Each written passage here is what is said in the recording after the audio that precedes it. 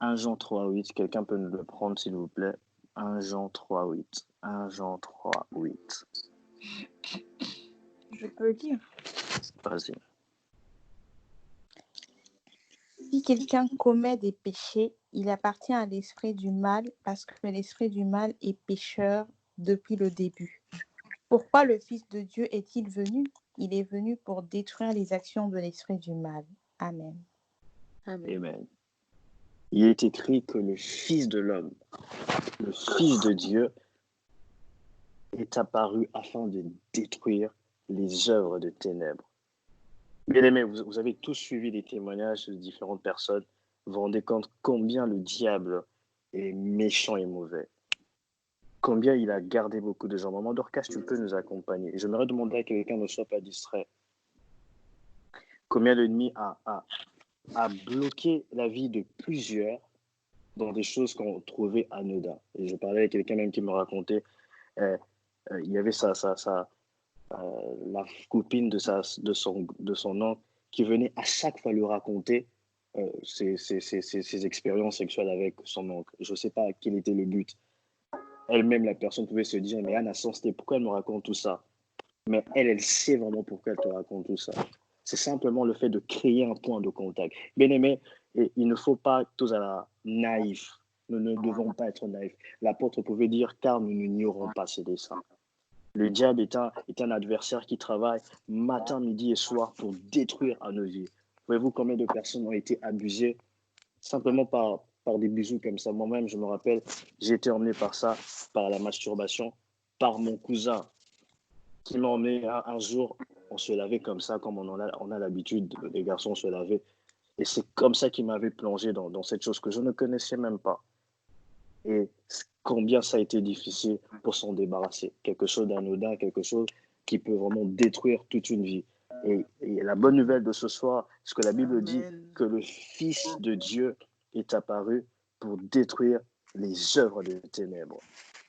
Alléluia. Jésus est venu pour détruire les œuvres de ténèbres. C'est pour ça qu'il est venu.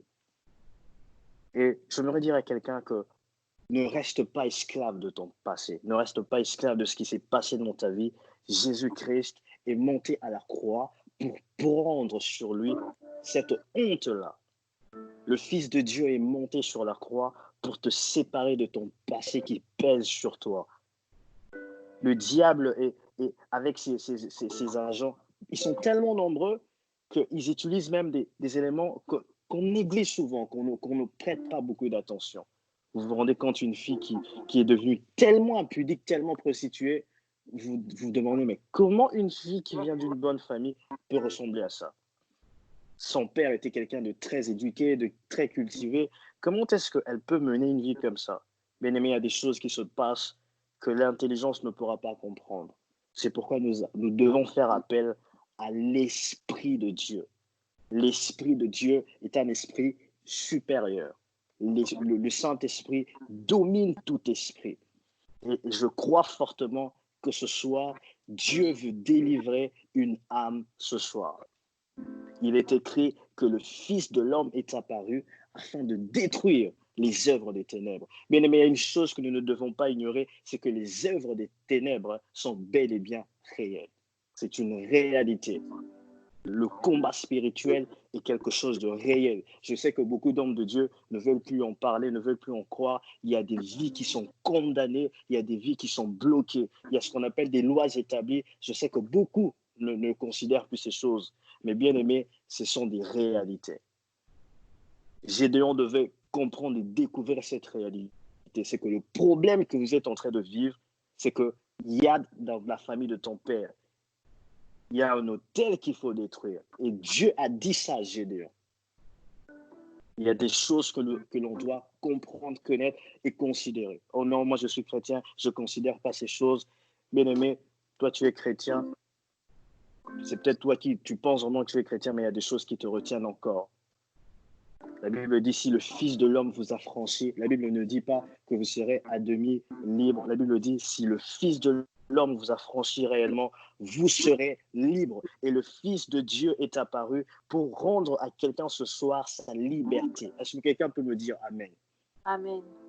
Il est Amen. apparu pour rendre à quelqu'un ce soir sa liberté. Jésus est monté à la croix pour te libérer des emprises de ta famille, de la sorcellerie qui te retient, de ces choses qui t'empêchent de progresser. Il est monté à la croix pour te rendre libre. Il a dit, laissez-les aller pour me servir. Ils doivent sortir de ce pays.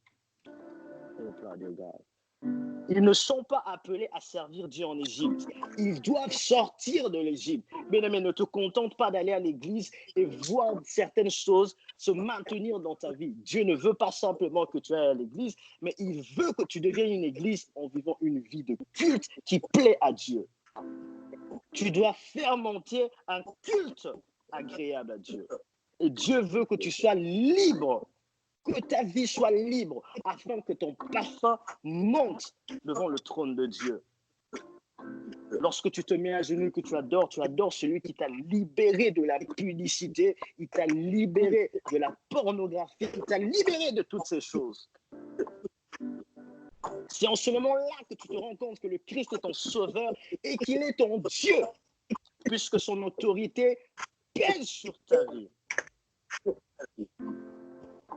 Et toutes ces choses qu'on a eu à citer ce soir, nous voulons nous approcher devant Dieu et présenter ça à Dieu. Je ne veux pas vivre dans cette vie-là. Je ne veux pas vivre dans mon passé. Ces choses qui ont eu à se succéder, on le voyait comme, on dirait que c'était de la blague. Quelqu'un qui prenait le plaisir d'aller se laver derrière, se laver devant tout le monde. Oh mais il fait très chaud en Afrique.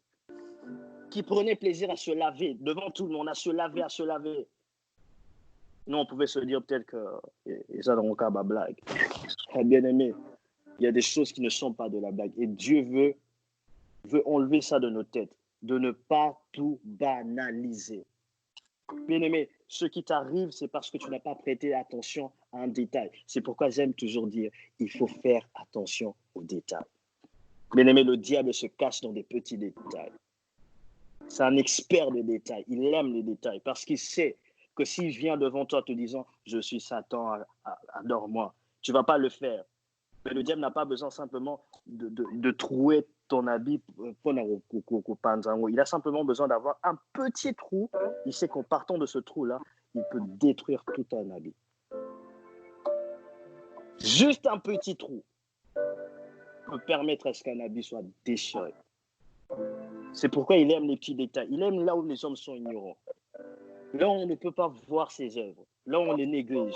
Ah non, ne donnez pas tout à Satan. Ah non, vous remettez tout entre les mains de Satan. Bien aimé, il est l'auteur du mal. Il est le père du mal. Ça veut dire toute chose qui est mal, derrière toute chose qui est mauvaise, il y a un esprit. On ne peut pas dire que vous voyez le diable partout. Il est partout. Il est partout. Derrière, lorsque vous réalisez que quelque chose ne va pas, bien aimé, ne cherchez pas loin. Cherchez Dieu, vous verrez qu'il y a ça ne va pas. Il y a un esprit qui est caché. Derrière une colère extrême se cache un esprit. Une jalousie extrême se cache un esprit. Derrière une impudicité profonde se cache un esprit. Derrière une vie de mensonges extrême, il y a un esprit qui est là et qui doit être délogé dans le nom de Jésus. Nous voulons prier, bien-aimés. Le ciel est ouvert. Nous voulons prier. Nous voulons prier. L'obla de Gaï, de Sopla de la Bocha. Et Kasopla de Gaï.